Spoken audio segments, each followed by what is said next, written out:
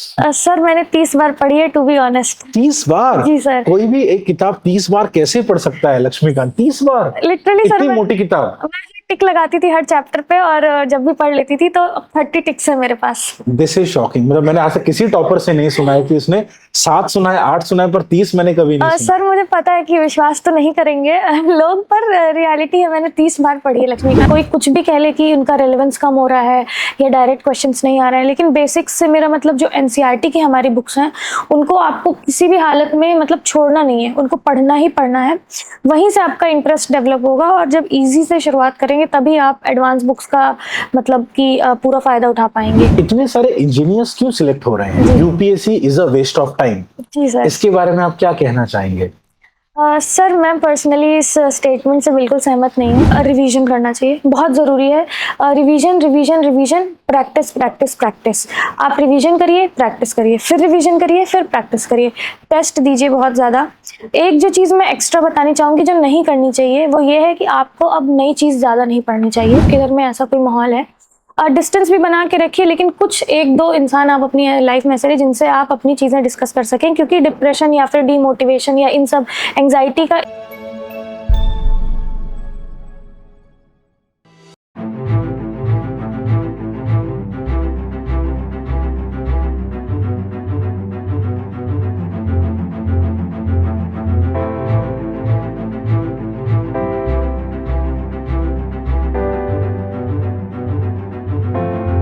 नमस्कार दोस्तों, toppers talk की सीरीज में फिर आपका स्वागत है। और आज हमारे पास है ऑल इंडिया रैंक 10 इन यूपीएससी 2023 ऐश्वर्यम।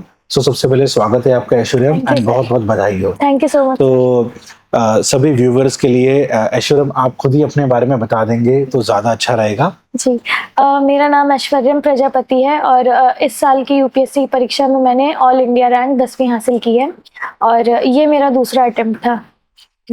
तो ऐश्वर्यम, सबसे पहले रिजल्ट आने से पहले और रिजल्ट आने के बाद आपकी लाइफ में क्या परिवर्तन आया है? सर रिजल्ट आने के पहले तक तो बहुत ही सेक्लूडेड लाइफ चल रही थी। 2-2.5 साल की जो भी प्रिपरेशन थी, अपना अलग से ना मिलना ना जुलना ना किसी से बात करना, मतलब अपने में जो एक एस्पिरेंट का फेज होता है वही चल रहा था। रिजल्ट के बाद मतलब एक अलग सा ही माहौल बन गया, इंटरेक्शन बहुत ज़्यादा बढ़ गया लोगों से, बहुत सारे लोगों से मिलना बात करना, और जो एक सेल्फ कॉन्फिडेंस अंदर से था जो प्रिपरेशन के टाइम पे लोगों से मिलने वाला जो था वो नहीं हो पाता था, लेकिन अब कॉन्फिडेंस बढ़ गया है सर। तो आपने टोटल जो तैयारी की थी उसमें आपने कितना समय दिया? 1 साल, 2 साल, 3 साल, सिंस ये आपका दूसरा अटेम्प्ट था, ओवरऑल आपने कितना टाइम दिया तैयारी में? सर मैंने लगभग से लगभग 2 साल डिवोट करा है। पहले अटेम्प्ट में मेरे पास 8 महीने ही थे, तो वो 8 महीने मैंने तैयारी की। दूसरा अटेम्प्ट मैंने full round the year preparation करी है। तो पहले अटेम्प्ट में और दूसरे अटेम्प्ट में जी आपने क्या डिफरेंट किया? जी सर पहला अटेम्प्ट में और दूसरे अटेम्प्ट में डिफरेंट बस एक ही चीज़ थी कि मैंने प्रीलिम्स पे फोकस करा, क्योंकि पहले अटेम्प्ट में मैंने अपना सारा समय सिर्फ और सिर्फ मेंस और ऑप्शनल पे लगा दिया था, और मैंने प्रीलिम्स इस माइंडसेट से नहीं पढ़ा कि वो तो ऑब्जेक्टिव है, वो तो हो जाएगा, बट लास्ट में वो नहीं हुआ। तो दूसरे अटेम्प्ट में मैंने यही किया कि प्रीलिम्स को जितना टाइम 4 से 5 महीने का होना चाहिए उतना डिवोट करा, और उस हिसाब से पढ़ाई करी। जी। तो ऐश्वर्यम ये बताइए, एक एस्पिरेंट को जब तैयारी शुरू करनी है, जिस एस्पिरेंट को यूपीएससी के बारे में कुछ भी नहीं पता है और उसको तैयारी शुरू कैसे करनी चाहिए, इसके बारे में आप कैसे उन्हें गाइड करेंगे? जी सर, सबसे पहले सर मुझे लगता है कि एक स्टूडेंट के लेवल पे, एस्पिरेंट के लेवल पे जो रिसर्च करनी होती है कि एग्जाम क्या है, कितने स्टेजेस हैं, कितना उसका सिलेबस है, क्या ऑप्शनल होते हैं, एक कट ऑफ का क्या आइडिया रहता है, प्रीलिम्स में कौन जीएस पेपर 1 या फिर सीसैट क्या है, ये सब चीज़ें जो एक रिसर्च लेवल होता है उसको एस्पिरेंट्स को पहले पढ़ना चाहिए। कमीशन की वेबसाइट से सिलेबस निकालिए, उसको देखिए, कुछ टॉपर्स की स्ट्रेटजी वीडियोस देखिए, ताकि आपको थोड़ा आइडिया हो कि एग्जाम है किस चीज़ का, किस बारे में है, उस हिसाब से अपना माइंडसेट बनाएं फिर। जी। और जब वो माइंडसेट बन जाता है और जब तैयारी करनी है तो कौन सी बुक्स पहले पढ़नी चाहिए जब कोई एस्पिरेंट तैयारी स्टार्ट कर रहा है? जी सर, सर सबसे पहले शुरुआत हमको बेसिक से ही करनी है। कोई कुछ भी कह ले कि उनका रेलेवेंस कम हो रहा है या डायरेक्ट क्वेश्चंस नहीं आ रहे हैं, लेकिन बेसिक्स से मेरा मतलब जो एनसीईआरटी की हमारी बुक्स हैं उनको आपको किसी भी हालत में मतलब छोड़ना नहीं है, उनको पढ़ना ही पढ़ना है। वहीं से आपका इंटरेस्ट डेवलप होगा, और जब ईजी से शुरुआत करेंगे तभी आप एडवांस बुक्स का मतलब की पूरा फायदा उठा पाएंगे। अब एनसीईआरटी में भी बहुत कंफ्यूजन होती जी है, सर। न्यू एनसीईआरटी पढ़नी है, ओल्ड पढ़नी है, तमिलनाडु की एनसीईआरटी पढ़नी है, जी सर। तो एग्जैक्टली कौन सी एनसीईआरटीज पढ़नी है? जी सर। सर मैंने ये डिसाइड इस बेसिस पे किया था कि प्रीवियस ईयर के क्वेश्चंस किस तरीके से पूछे जाते हैं। जब मैंने देखा कि मिडिएवल हिस्ट्री के थोड़े क्वेश्चंस पूछे जा रहे हैं, तब मैंने ओल्ड एनसीईआरटी उठाई। जब मैंने देखा कि ठीक है जो है कि एंशिएंट से भी कुछ ऐसी चीज़ें पूछे जा रही है जो हमारी न्यू एनसीईआरटीज में नहीं है पर ओल्ड में है, तो मैंने वो ओल्ड एनसीईआरटीज उठाई। तो आप हमेशा पिछले पेपर्स देखते रहिए और उस हिसाब से डिसाइड करिए। हालांकि सर दोनों ही बहुत इंपॉर्टेंट हैं, तो दोनों साथ में करी जाएं तो बेटर रहता है। तो एक एस्पिरेंट को शुरुआत में न्यू एनसीईआरटी, साथ में old NCERT as well as Tamil Nadu की एनसीईआरटी बीच में रेफर कर लेनी चाहिए। ठीक है। न्यूज़पेपर्स का कितना बड़ा रोल है तैयारी में? सर न्यूज़पेपर्स का बहुत बड़ा रोल होता है। इस वजह से रोल होता है कि हमको लिखने की जो लेखन शैली है हमारी, वो एक दिन में तो डेवलप होती नहीं है। तो जब हम लगातार पढ़ते रहते हैं तो उसी भाषा का हम अपने आंसर्स में भी प्रयोग करने लगते हैं। दूसरी बात है सर कि जो अवेयरनेस चाहिए होती है हमको, भले ही हमें चीज़ें याद ना हो न्यूज़पेपर से, लेकिन जो एक अवेयरनेस चाहिए वो हमको डेली मिलती रहती है। बाद में जब हम वो चीज़ें याद करते हैं तो हमारे लिए आसान हो जाती हैं। तो न्यूज़पेपर डेली ही पढ़ना चाहिए, बहुत ज़रूरी है। इसमें भी कंफ्यूजन है कि कौन सा न्यूज़पेपर डेली पढ़ना चाहिए। कोई बोलते हैं द हिंदू, कुछ लोग बोलते हैं इंडियन एक्सप्रेस। आप कौन सा रेफर करने के लिए रिकमेंड करेंगे? सर मैं पर्सनली द हिंदू पढ़ती थी मेंस तक। उसके बाद मैंने इंडियन एक्सप्रेस और 2 और न्यूज़पेपर्स पढ़ने चालू किए। लेकिन कौन सा पढ़ें ये बिल्कुल भी मतलब चर्चा का विषय होना ही नहीं चाहिए। किसी से भी 2 न्यूज़पेपर्स हैं जो बहुत ज़्यादा चर्चा में रहते हैं, द हिंदू और इंडियन एक्सप्रेस। आप कोई भी उठा लें जिसकी आपको लग रहा है कि भाषा थोड़ी आसान है, आप समझ ले रहे हैं, वो पढ़ें आप, और एक पे ही स्टिक रहें। जी ऐश्वर्यम, आपका रैंक 10 आ चुका है। जी सर। ठीक है, तो आपने कभी सोचा है कि आपका प्लान बी क्या होता अगर ऐसा नहीं होता तो? जी सर, सोचना तो बिल्कुल पड़ता है। हालांकि मैं 1 साल जॉब करके आई थी तो मेरे पास डिसेंट एक्सपीरियंस था। तो मेरा फिलहाल का तो प्लान भी यही था कि मुझे 2-3 अटेम्प्ट्स देने हैं। उसके बाद अगर कुछ ज़रूरत पड़ती तो मैं फिर से अपनी उसी कॉर्पोरेट लाइफ में वापस जाती सर। जी। अब सिंस आपके पास वो एक्सपीरियंस है, आप इंजीनियर हैं, तो आपने जॉब की है। इंजीनियर सबसे याद आता है कि इतने सारे इंजीनियर्स क्यों सिलेक्ट हो रहे हैं? जी सर। सर इसके पीछे का कारण ये भी है कि देखिए इंजीनियर्स अपने देश में इंजीनियरिंग करते भी ज़्यादा लोग हैं, तो उसी हिसाब से उसी प्रोपोर्शन में जो फॉर्म्स होते हैं वो अप्लाई किए जाते हैं, तो वही प्रोपोर्शन हमें रिजल्ट में भी दिखता है। बाकी एक ये भी कारण है सर कि जब से सीसैट थोड़ा सा डिफिकल्टी लेवल बढ़ने लगा है तो एक एज तो खैर हम प्रैक्टिकल बात है कि मिल ही जाता है इंजीनियर्स को थोड़ा, तो उस वजह से भी सर थोड़ा उनका प्रोपोर्शन ज़्यादा हो जाता है। तो सीसैट की तैयारी नॉन इंजीनियर जो ह्यूमैनिटीज बैकग्राउंड वाले लोग हैं, कॉमर्स बैकग्राउंड वाले जो एस्पिरेंट्स हैं, उन्हें सीसैट की तैयारी कब से शुरू करनी चाहिए? सर इसका सही आंसर यही होगा कि जो अपनी मैथमेटिकल एबिलिटी और एनालिटिकल एबिलिटी को पहले जान लीजिए। जैसे कि मुझे पता है कि मेरी मैथ्स कमज़ोर है इंजीनियरिंग बैकग्राउंड से होते हुए भी, तो मैं कोशिश करती थी कि मैं जब मेंस की तैयारी कर रही हूँ तो हफ्ते 2 हफ्ते में फॉर्मूले रिवाइज कर लेना, कोई पर्टिकुलर टाइप ऑफ क्वेश्चन लगा लेना कि इस तरीके के इस टॉपिक से इस टाइप के क्वेश्चन आते हैं, तो वो मैं सॉल्यूशंस देखकर वो टाइप के क्वेश्चन को प्रोसीड कैसे करना होता है। फिर आप प्रीलिम्स के पहले जो भी 4-5 महीने पहले जब आप प्रीलिम्स की तैयारी शुरू करें, उसी टाइम से आप अपने सीसैट को 1-1 घंटा देते रहिए, तो लॉन्ग रन में आपका जो है कि सेट हो जाएगा दिमाग में कि ठीक है इस तरीके से करना है। जी। प्रीलिम्स और मेंस की जो तैयारी है, जी पहले कौन सी तैयारी करनी चाहिए, इसके बारे में आप क्या एडवाइस करना चाहेंगे? सर मेरा एडवाइस यही है कि आपको पहले शुरुआत उनसे करनी चाहिए जो प्रीलिम्स और मेंस के लिए चीज़ें कॉमन हैं। जैसे कि अगर आप पॉलिटी पढ़ेंगे तो आपको 80% वही मेंस में भी पढ़ना है, वही आपको प्रीलिम्स में भी पढ़ना है। आप हिस्ट्री पढ़ेंगे तो आपको मेंस में भी वही पढ़ना है, प्रीलिम्स में भी। तो आप ये सब्जेक्ट्स उठाएं जो कि मतलब प्रीलिम्स और मेंस के ओवरलैप कर रहे हैं। उसके बाद आप अपना जो अलग से, जैसे GS3 हो गया, पूरा ही अलग है, तो उसको आप करें, ऐसे ऐसे करके करें। जी। तो एस्पिरेंट्स को ये समझ में आ जाना चाहिए कि प्रीलिम्स और मेंस में काफी ज्यादा सिलेबस है वो ओवरलैपिंग होता है, और अगर मेंस की तरह डिटेल में करेंगे तो लगभग 80% सिलेबस प्रीलिम्स का ऑटोमेटिकली कवर हो जाएगा। जी। ठीक है, तो ये बताइए कि यूपीएससी में प्रीलिम्स की अगर हम बात ही कर रहे हैं, ये कट ऑफ इतनी लो क्यों जा रही है प्रीलिम्स में? सर अगर हम देखेंगे 2-3 साल से थोड़ा सा डिफ़िकल्टी लेवल भी बढ़ रहा है। इसके अलावा कंपटीशन तो बढ़ता ही जा रहा है, तो ये कारण हो सकते हैं। इसके अलावा मतलब कि वही है कि एक उनका भी एक सेट पैटर्न है कि जैसे कि पिछले साल हमारे से पिछले साल 2022 में 8 क्वेश्चंस आए थे पेयर्स वाले, जिनमें एलिमिनेशन टेक्निक हम काम नहीं कर सकते, नहीं लगा सकते। तो वो हिंट मिल गया कि जो है कि पेपर अब डिफ़िकल्ट होने वाला है। तो उसी तरीके से सर वही डिफ़िकल्टी लेवल इंक्रीज़ हो रहा है, तो उस वजह से आई थिंक कि कट ऑफ जो है कि गिर रही है। अभी एक बहुत ही फेमस कथन चल रहा है जी सर। यूपीएससी की इंडस्ट्री में जी सर। कि UPSC is a waste of time. जी सर। इसके बारे में आप क्या कहना चाहेंगे? सर मैं पर्सनली इस स्टेटमेंट से बिल्कुल सहमत नहीं हूँ, क्योंकि आप ये एक ऐसी जर्नी रहती है यूपीएससी की, आप अपना बहुत सारा टाइम और एनर्जी लगाते हैं और आपको नॉलेज मिलती है, और मुझे नहीं लगता कि नॉलेज कभी भी वेस्ट जाती है। आपको किसी न किसी क्षेत्र में, किसी न किसी चीज़ में आपको वो ज़रूर मदद करेगी, आज नहीं तो कल, और आपकी एक ओवरऑल पर्सनालिटी डेवलप हो जाती है। जैसे मुझे ऐसा लगता है कि मेरे अंदर पेशेंस आ गया है, मैं बहुत फोकस्ड हो गई हूँ, मुझे बहुत सारी प्रैक्टिकल चीज़ों की नॉलेज हो गई है। तो वेस्ट ऑफ टाइम तो नहीं है। सिलेक्शन होना या ना होना को हम नहीं कह सकते कि ये वेस्ट ऑफ टाइम है। अगर नहीं हुआ तो ये नहीं कह सकते कि वेस्ट ऑफ टाइम है। लाखों एस्पिरेंट्स यूपीएससी के लिए अप्लाई करते हैं जी सर। एंड आप उन टॉप इंडिया के 10 में से हो जो टॉप 10 में आ चुके हैं, लेकिन बहुत सारे एस्पिरेंट्स प्रीलिम्स पास कर चुके हैं, मेंस भी पास कर चुके हैं, और इंटरव्यू के बाद वो फाइनल लिस्ट में वो नहीं आए हैं। तो उन एस्पिरेंट्स को आप क्या संदेश देना चाहेंगे? यही संदेश देना चाहूँगी सर कि ये जर्नी आपसे बिलीफ मांगती है कि आपको खुद पे बिलीफ होना चाहिए। अगर आप इतने पास आकर रह गए हैं तो आप में पूरा का पूरा पोटेंशियल है कि आप इसको कर सकते हैं।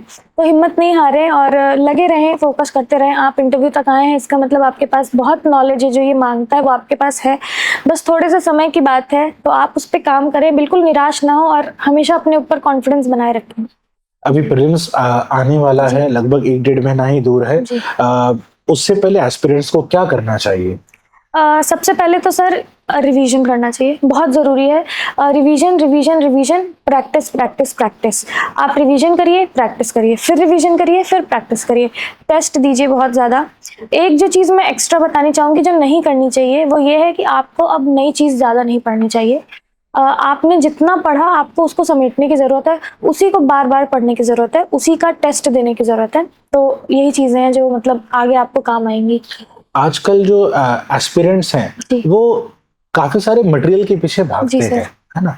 तो क्या ज्यादा मटेरियल पढ़ना एक सब्जेक्ट के ऊपर उचित है? आप क्या उसके सहमति में हैं, या आप उसके बारे में क्या ओपिनियन देना चाहेंगे रिगार्डिंग स्टडी मटेरियल की? कितना स्टडी मटेरियल पढ़ना चाहिए?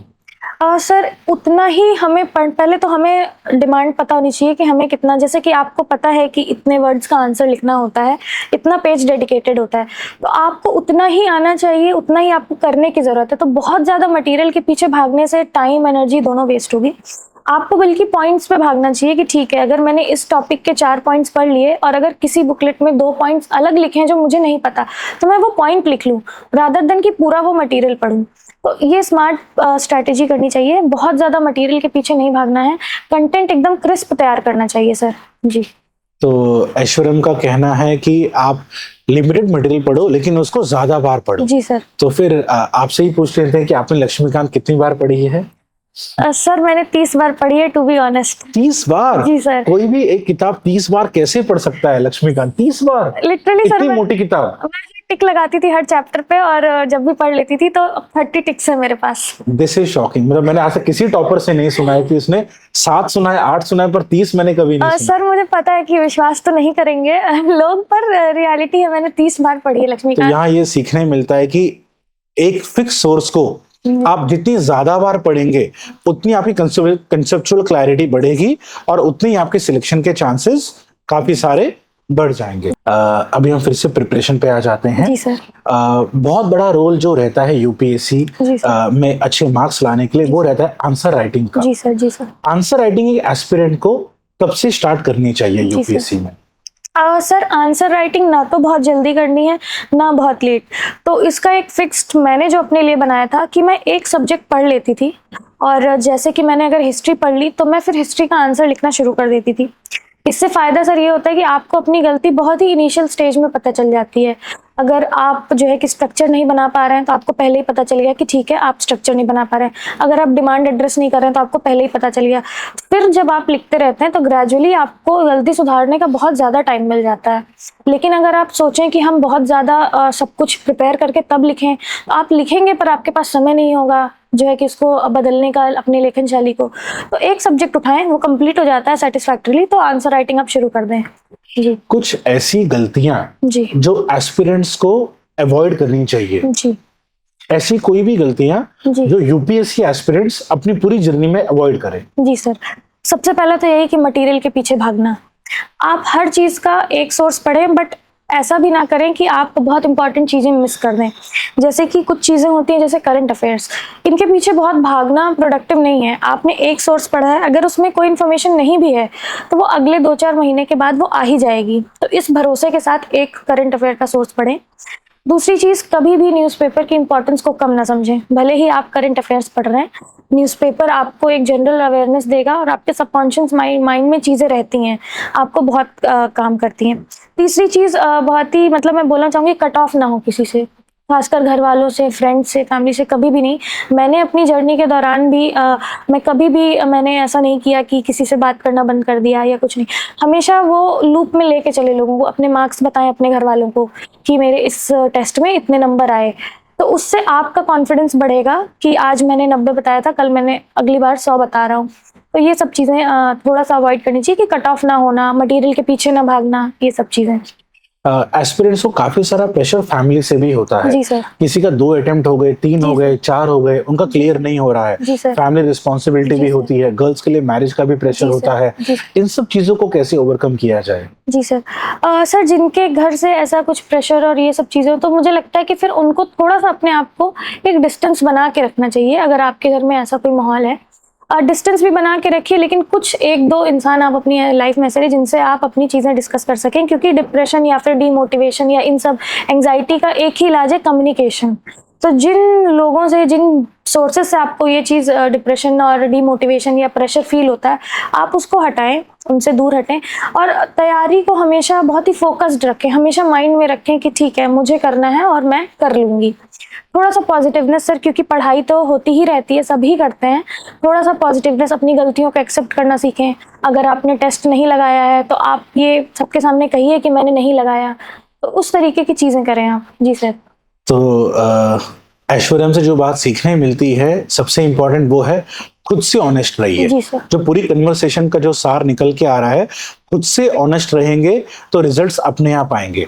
तो जब भी आप डिमोटिवेट होते थे या लो फील करते थे, तो आपकी सपोर्ट सिस्टम में कौन कौन लोग शामिल थे? जी सर सबसे बड़ा जो सपोर्ट सिस्टम था वो मेरी बहन थी।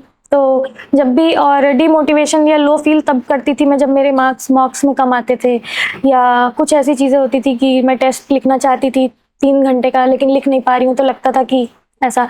वो एक ऐसी इंसान थी जो हमेशा मतलब फ़ोन पे साथ में रहती थी कि तुम कर लोगी, और तुम नहीं, वो लिटरली बोलती थी कि तुम नहीं करोगी तो कौन करेगा, तुम इतना पढ़ती हो।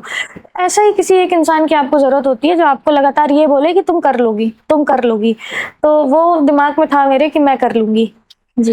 मेरा अंतिम प्रश्न ऐश्वर्या, चहल एकेडमी के बारे में आप कुछ बताना चाहेंगे? जी सर, काफ़ी अच्छा एक्सपीरियंस रहा मेरा। मुझे जो एक फीडबैक मिला बहुत ऑनेस्ट था, कि एक जो मुझे जो ज़रूरत लगी कि थोड़ा सा एक क्रिटिकल फीडबैक मिले जिससे आप उस पर काम कर सकें, जिससे आप जो है कि इम्प्रूव करने की कोशिश कर सकें। ऐश्वर्या, हम आपको बहुत बहुत शुभकामनाएं देते हैं। Thank you sir. और आपको ऑल द बेस्ट बोलते हैं आपके सारे फ्यूचर एंडेवर्स के लिए। और हमें पूरी उम्मीद है कि आप अपनी फैमिली का आप तो नाम रोशन कर ही रहे हैं, और देश का भी आप नाम रोशन करेंगे। एंड जिस भी डिस्ट्रिक्ट में आप पोस्टेड रहेंगे, वहाँ के लोगों को भी आपके ऊपर गर्व फील होगा। Thank you sir. Thank you very much. Thank you so much.